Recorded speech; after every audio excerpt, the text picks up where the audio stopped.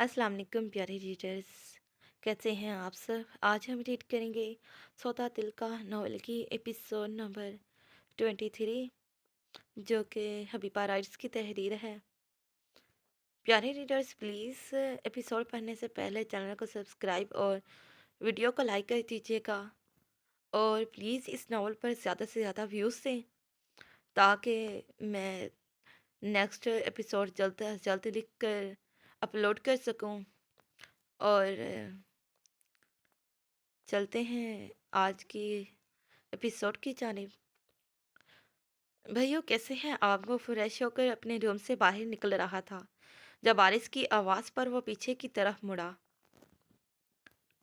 अल्हम्दुलिल्लाह, fit and fine, and you bro? वो जोशो खरोश से आगे बढ़कर इसके गले मिलते हुए इसका हालो अहवाल पूछ रहा था। मैं भी अल्हम्दुलिल्लाह ठीक हूँ, वो भी मसरूर सी कैफियत में इनके गले मिला था, जिस पर वह खुशदिली से मुस्कुरा दिया। मेरे शेर, फ्रेश तो तुम हो ही गए हो। चलो आओ मिलकर डिनर करते हैं। इसने इसके खुले खिले से फ्रेश चेहरे को देखते हुए खुशदिली से कहा, जिस पर वह इसके साथ हम कदम हो लिया। What's about your study? मान इसने इसके साथ चलने के दौरान इसकी पढ़ाई के मुतालिक इससे इस्तफसार किया, जिस पर वह हल्का सा मुस्कुरा दिया। बहुत बहुत ज़बरदस्त। और फिर खुशी से पुर लहजे में बोला, यार देखना, कहीं बहुत बहुत ज़बरदस्त कहकर मरवा ही ना देना। वह बेसाख्ता कहका लगाते हुए बोला, जिस पर आरिस ने अपनी छोटी आंखें करके इसकी जानिब खुफकी से देखा।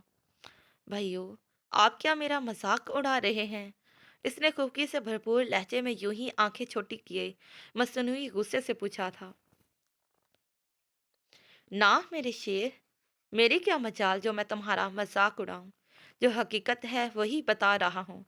अब हकीकत से नजरें चुराने से तो रहा। वो अपने बेसाख्ता कहके को बामुश्किल कंट्रोल करते चेहरे पर संजीदापन लिए हुए बोला था।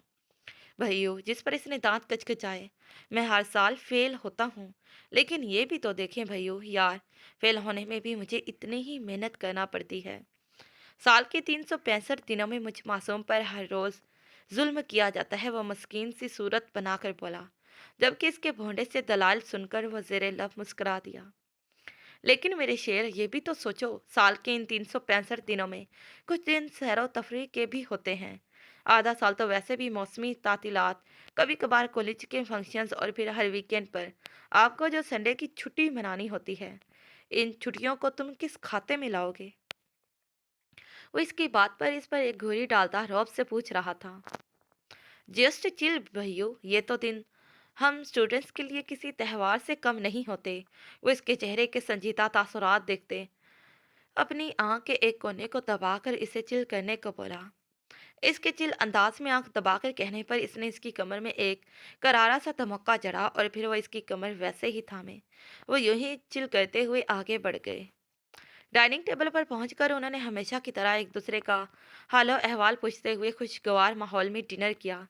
डाइनिंग टेबल पर अनायशा भी मौजूद थी, जो कि शायद हाल ही में एकेडमी से लौटी थी। इसने इससे भी इसका हालो अहवाल पूछा था, और फिर डिनर से फरागत पाकर इकराम खानज़ादा नेपकिन से अपने हाथ साफ करते हुए उठ बैठा था और इन्हें मखसूस इशारा करके अपने पीछे आने को बोला, जिस पर वो तीनों इकराम का इशारा पाते इसके पीछे पीछे इसके रूम में ही चले आए थे।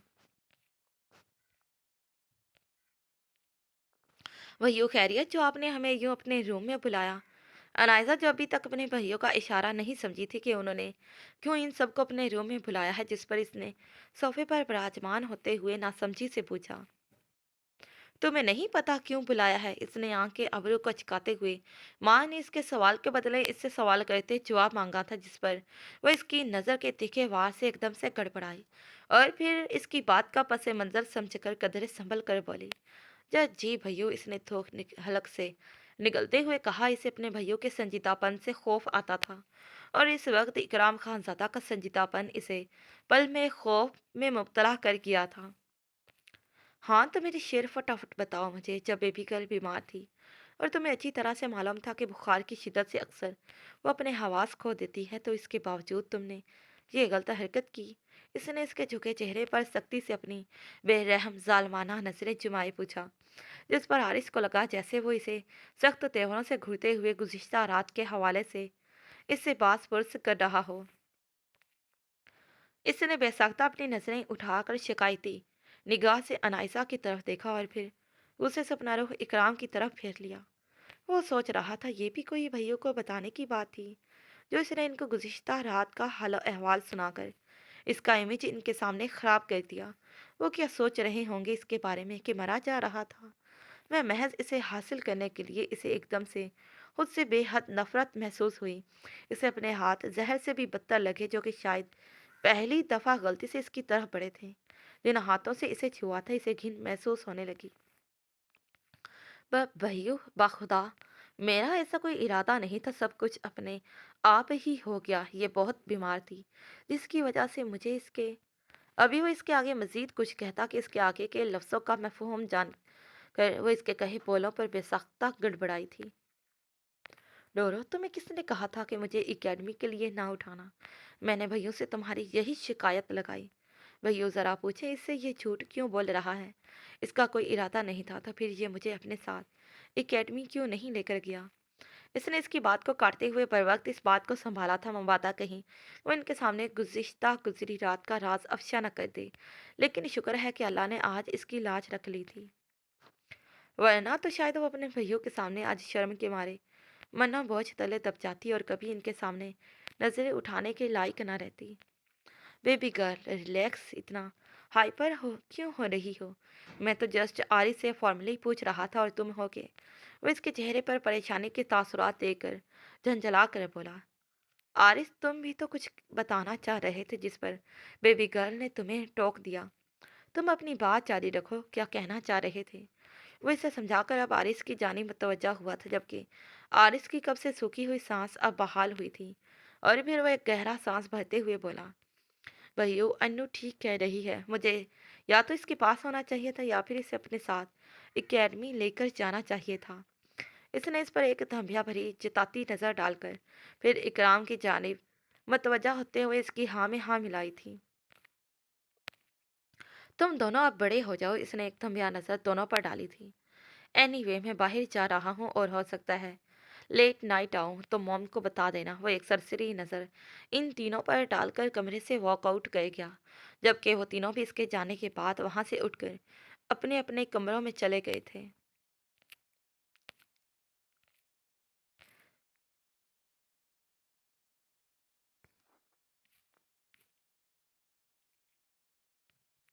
رات کا جانے کون سا پہر تھا، ہر سوہو کا عالم تھا۔ ارد گرد شکاری کتوں کے بھونکنے کی آوازیں اسے سنائی دے رہی تھی۔ لون میں کھڑے ہی اس نے نظر اٹھا کر اپنے سامنے موجود مینشن کا جائزہ لیا، اور پھر لون کی ایک سائڈ پر بنی راہداری سے ہوتے ہوئے وہ ایک دیوار پر چڑھ گیا۔ دیوار کے ساتھ ہی راؤنڈ شیپ میں سیڑھیاں بنی ہوئی تھی جو گول گول گھومتی ہوئی اوپر چھت کی طرف جاتی تھی۔ اس نے بغیر کوئی چاپ پیدا کیے سنبھل کر اس پر اپنا بوٹوں میں مقید پاؤں رکھا، اور پھر ایک کے بعد ایک وہ اس پر دوسرا قدم رکھتا وہ اس مینشن کی دوسری منزل کے قریب آ کر رک گیا۔ اس نے سامنے نظر اٹھا کر دیکھا تو اس کے سامنے ایک کھڑکی تھی جس کے پٹ ادھ کھلے تھے۔ اس نے احتیاط سے اس کھڑکی کے پٹ کو وا کیا اور پھر اس کمرے میں مقید ہر ایک چیز کا جائزہ لینے لگا۔ کمرے میں نیم اندھیرا ہونے کے باعث اس کمرے کی ہر چیز اسے دھندلی ہی دکھائی دے رہی تھی کہ یکا یک اس کی نظر بیڈ پر لیٹے ہوئے اس وجود پر جا ٹھہری جس کی چاہ میں وہ یوں آدھی رات کو خوار ہو کر محض اس کی ایک جھلک دیکھنے کے لیے بے قرار ہو کر چلا آیا تھا۔ اس نے اس کے کمرے کی کھڑکی کو پھلانگ کر نہ چاہتے ہوئے بھی اپنے مزاج کے برخلاف اس کے کمرے کی کھڑکی کو پھلانگنے کی حماقت کر ہی ڈالی تھی۔ وہ چلتا ہوا سیدھا بیڈ کی جانب آیا تھا جہاں پر وہ پڑی ہوئی مہ خواب تھی۔ وہ گھٹنوں کے بل اپنی جگہ بناتا ہوا بیڈ پر آ کر بیٹھا اور پھر اپنے موبائل کی لائٹ کو اس پریوش کے خوبصورت چہرے کے دیدار کے لیے اس پر لگا دیا۔ اس کی آنکھ موبائل کی تیز روشنی کی وجہ سے چندھیا کر کھل نہ جائے، اس خیال کے آتے ہی اس نے اپنی ایک انگلی کو روشنی پر رکھ دیا جس سے موبائل کی مدھم سی روشنی میں اس کا خوبصورت چاند سا روشن چہرہ اس کے سامنے واضح تھا۔ اس نے کسی فقیر کی طرح اپنے خالی کاسے جھولی کو اس پریوش کے چہرے کے دیدار سے بھر لیا تھا اور اپنے پیاسے نینوں کی پیاس بجھائی تھی جو 2 دن سے اس کے دیدار سے محروم تھے، اس کی نیند میں خلل نہ پڑ جائے۔ اس خیال سے وہ دبے پاؤں بیڈ سے اٹھ کر وہاں سے جانے لگا تھا کہ جب کھڑکی کے پاس پہنچ کر اس کے من میں خیال آیا کہ اگر اس کی جگہ کوئی اور ہوتا تب بھی وہ ایسے ہی بے خبر خواب سفر میں ہوتی، اور اس کی طرح کوئی بھی اس کی نیند کا فائدہ اٹھا کر اس کے دل سوز حسن سے اپنی آنکھیں سیک کر چلا جائے اور اسے کوئی خبر ہی نہ ہو۔ اس خیال کے آتے ہی اس کا دل و دماغ شعلوں کی لپیٹ میں آ گئے تھے۔ وہ اپنی سرخ کالے رنگ کی آنکھوں میں وحشت اور جنون لیے اس کی جانب بڑھا تھا۔ بیڈ کے قریب پہنچ کر اس نے سائڈ لیمپ کو آن اور آف کیا تھا جس پر سویڈ نائٹی میں ملبوس اس کا خود سے بے نیاز ہوش و ربا قیامت خیز نوخیز حسن اس کے جذبات کو آگ کی بھٹی میں چلا گیا تھا۔ وہ بیڈ پر اس کے برابر میں اپنی جگہ بناتے ہوئے آہستہ سے اس کے قریب ہوا تھا اور پھر تکیے کے نیچے آہستہ سے اپنا ہاتھ رکھتے ہوئے اس کے سر کے پیچھے سے بالوں میں اس نے اپنی انگلیاں پھنسا کر اس پر اپنی گرفت تنگ کرتے ہوئے اس کا سر ذرا سا اوپر اٹھاتے ہوئے وہ اس کی خشک گلابی آرزوں پر جھکایا تھا۔ اس کا جان لیوا لمس اپنے اندر جنون اور شدت لیے ہوئے تھا جس پر وہ نیند میں بھی بے چین ہو اٹھی تھی۔ اس نے پڑ سے اپنی آنکھوں کو کھلا تو اپنے اوپر کسی کو جھکے دے کر اس کے 14 طبق روشن ہو گئے۔ تکلیف کے مارے اس کی آنکھوں میں آنسو نکل آئے جبکہ وہ یوں ہی اس کے گلابی آرزوں پر جھکا ان پر اپنا جنون اور شدت لٹاتا رہا تھا۔ اس کے جنون اور شدت میں نرمی تاب آئی جب اس نے اس کے آنسوؤں کو اپنے ہاتھ کی پشت پر گرتے ہوئے محسوس کیا تھا، اور پھر اس کے لبوں کو نرمی سے چھو کر اپنے اور اس کے درمیان اس نے ذرا سا فاصلہ بنایا تھا۔ کون ہے؟ اس کے لمس سے اس کو پہچان تو گئی تھی لیکن پھر بھی اس نے اپنے گماں کی تصحیح کے لیے اس سے پوچھ کر تصدیق کرنا چاہی کیونکہ وہ پہلے بھی ستم گھر کا جان لیوا لمس خود پر جھیل چکی تھی اور وہ جانتی تھی ایک واحد وہی شخص تھا جس کا لمس اس کے لیے اپنے اندر جنونیت اور شدت لیے ہوتا تھا، اور بس محض ایک اسی کے لمس کو اس کی نازک جان برداشت کرنے کی اپنے اندر سخت رکھتی تھی کیونکہ اس شخص کا لمس بھلے کتنا ہی شدت بھرا اور جان لیوا ہی کیوں نہ ہو لیکن اس کے باوجود وہ جانتی تھی اس کے وجود پر قابض ہونے والا یہ لمس کسی غیر کا نہیں بلکہ اس کے محرم کا تھا، اس کے شناسہ کا تھا۔ اس نے شرم و خفت سے اس کی جانب غصے سے دیکھا تھا جبکہ مدم سے اندھیرے میں وہ اس کے تاثرات جاننے سے قاصر تھا۔ کیا ہوا؟ ڈر گئی؟ وہ اس کے لبوں پر انگوٹھا رب کرتے ہوئے اس سے کافی بے باکی سے پوچھ رہا تھا۔ اربت خان؟ اپنے حواس میں لوٹتے ہوئے اس نے اٹکتے ہوئے اس کا نام اپنے لبوں سے ادا کیا تھا۔ حکم کرے مسز اربت خان۔ اس کے حسین چہرے کے نینو نقش اسے بہکا رہے تھے جن کو دیکھتے وہ خمار آلود آواز میں آہستگی سے بولا تھا۔ آپ اس وقت میرے روم میں کیوں آئے ہیں؟ وہ اپنی جگہ سے اٹھتی اپنی اور اس کے درمیان فاصلہ قائم کرتے ہوئے پوچھ رہی تھی۔ اس نے ہاتھ بڑھا کر سائڈ لیمپ کو جلا کر اس کی روشنی میں اپنے سامنے موجود اس خوبرو مرد کو دیکھا تھا جو اس نیم اندھیرے میں اسے مدھم سا دکھائی دے رہا تھا۔ روشنی ہوتے ہی ان کے اطراف میں لیمپ کی روشنی بکھر سی گئی تھی جبکہ عنایشہ خانزادہ کے لیے رات کی اس پہر اس کی موجودگی شدید پریشانی کا سبب بنی تھی۔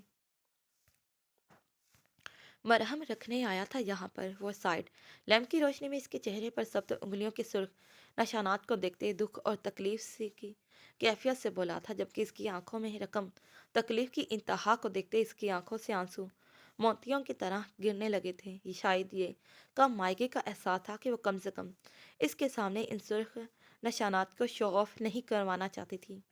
دل جو پہلے ہی اداس اور دکھی تھا اس کی بات پر اس نے اپنے دل میں درد کی ٹیسیں اٹھتی ہوئی محسوس کی تھی لیکن پھر ذرا توقع کے بعد وہ قدرے سنبھل کر بولی، پلیز مجھے نہ تو تمہاری ضرورت ہے اور نہ ہی تمہارے کسی مرہم کی، پلیز مجھ پر رحم کھائیں اور مجھے میرے حال پر تنہا چھوڑ دیں۔ اس نے اس کے آگے باقاعدہ اپنے ہاتھ باندھے تھے کہ آخر وہ اس کے پیچھا چھوڑ کیوں نہیں دیتا تھا، کیوں اس کے پیچھے پڑ گیا تھا، کیونکہ اس کا خیال تھا کہ وہ اس کے ساتھ ساتھ خود کو بھی مشکل میں ڈال رہا تھا اور وہ نہیں چاہتی تھی کہ وہ اس کی وجہ سے کسی بھی مشکل میں پڑے، اور وہ کیوں اسے مشکل میں نہیں دیکھ سکتی تھی یہ تو ابھی وہ خود بھی نہیں جانتی تھی، بس وہ یہ چاہتی تھی کہ وہ اس کی وجہ سے کسی مصیبت میں نہ پھنس جائے۔ کیوں تنہا چھوڑ دوں تمہیں؟ نکاح کرتے وقت ہمارے درمیان ایسا کوئی ایگریمنٹ نہیں ہوا تھا جو میں آج تمہیں تنہا چھوڑ دوں۔ اس نے اسے بازوں سے تھام کر اپنے سامنے اپنے اور اس کے درمیان گز بھر کے فاصلے کو مٹاتے ہوئے شعلہ بار لہجے میں پوچھا تھا، اور ہمارے درمیان یہ ایگریمنٹ بھی نہیں ہوا تھا کہ آپ مجھے اپنے نکاح میں یوں قید ہی کر لیں؟ وہ غصے سے اس کی لہو چھلکاتی شعلہ بار آنکھوں میں بے خوفی سے دیکھتی دبی آواز میں گرائی تھی۔ اس کا بس نہیں چل رہا تھا کہ وہ اپنے سامنے موجود اس شخص کا سر پھوڑ دے جو نکاح کے بعد سے لے کر اب تک اسے اپنی ذاتی ملکیت سمجھ کر اس پر اپنا قبضہ جمائے بیٹھا تھا۔ اس کے چلانے پر اس کے لب او کی شکل میں حیرانگی سے سکڑے تھے کہ میڈم کو چیخنا چلانا بھی آتا ہے، وہ بھی صرف اس کے سامنے۔ لیکن پھر وہ زیر لب مسکرا دیا تھا کہ چلو کم سے کم وہ دوسروں کی نسبت اس سے ڈرتی تو نہیں تھی۔ اس کے آگے ڈٹ کر اس کی آنکھوں میں آنکھیں ملا کر اس کا ہر وار کا مقابلہ کرتی تھی۔ مورے خانم، تم کیا جانو یہ ابھی جس نکاح کو تم قید کہہ رہی ہو نا، یہ قید نہیں بلکہ تمہارے خان کا تمہارے لیے پیار ہے جسے تم شاید اپنی نادانی میں سمجھ نہیں پا رہی ہو۔ وہ محبت سے چور لہجے میں بولا۔ وہ جو اس کی آنکھوں میں دیکھ رہی تھی، اس کے اس اعتراف پر اس نے فوراً سے اپنی نظروں کا رخ پھیر لیا، کیونکہ اس کی سرخ آنکھوں میں پنپتے جذبات اس کے سچے ہونے کے دلائل تھے۔ خانم، اس کی خاموشی سے رخ پھیر لینے پر اس نے تڑپ کر اس کا چہرہ اپنے چہرے کی روبرو کرتے ہوئے خمار سے چور لہجے میں سے پکارا تھا۔ یہ آنکھیں جو آج میرے جذبات کی نفی کر رہی ہیں، دیکھنا کہ ایک دن یہی آنکھیں میرے سچے جذبات کی گواہی دیں گی۔ انہیں خود پر ناز ہوگا کہ یہ اربد خان کی آنکھوں کا چشم نور بنی۔ اس کی آنکھوں میں اپنے جذبات کی نفی کو دیکھ کر وہ اس کی آنکھوں پر باری باری اپنے لب رکھتے ہوئے محبت سے چور لہجے میں بولا۔ وہ اس کی شیو کی چبن سے ہلکا سا کسمسائی تھی، لیکن اسے دھتکانے کی غلطی اس نے غلطی سے بھی نہیں کی تھی، کیونکہ وہ غصے میں اس کی نازک جان پر بن بادل کے برس جاتا تھا۔ اس نے پھر اس کی گال کو نرمی سے سہلایا۔ اس کے چہرے پر رقم ان نشانوں کو دیکھ کر اس کا جی چاہا کہ وہ بھی جا کر اظہر خانزادہ کا چہرہ تھپڑوں سے لال کر دے اور اس کے چہرے پر اس جیسے انگنت نشانات بنا کر اپنے جلتے دل کو سکون پہنچائے۔ اس نے اپنے لبوں سے اس کے نرم و ملائم گال کو بار بار چھوا اور پھر اس کے گال پر اپنی جیب میں سے آئنٹمنٹ کریم نکالتے ہوئے اس جگہ پر نرمی سے لگا دی۔ خانم، اب تم سو جاؤ، صبح ملاقات ہوگی۔ اس کی بے داغ روشن پیشانی پر وہ اپنا آخری بوسہ چھوڑ کر اٹھ کھڑا ہوا، جبکہ اسے ہکا بکا چھوڑ کر وہ اس کی جانب ایک دلکش مسکراہٹ اچھال کر جس راستے سے آیا تھا اسی راستے سے واپس چلا گیا، اور پیچھے وہ حیرانگی سے اس کی اسی جگہ کو تکتی رہ گئی جہاں سے وہ اس کے روم میں داخل ہوا تھا۔ جاری ہے۔ تو پیاری ریڈرز، یہ رہی آج کی ایپیسوڈ اچھی لگی ہو تو ویڈیو کو لائک اور چینل کو ضرور سبسکرائب کر دیں۔ پھر ملتے ہیں اسی ناول کے نیکسٹ پارٹ پر، تب تک کے لیے پیارے ریڈرز، اللہ حافظ، bye bye and take care. Thanks for watching this video.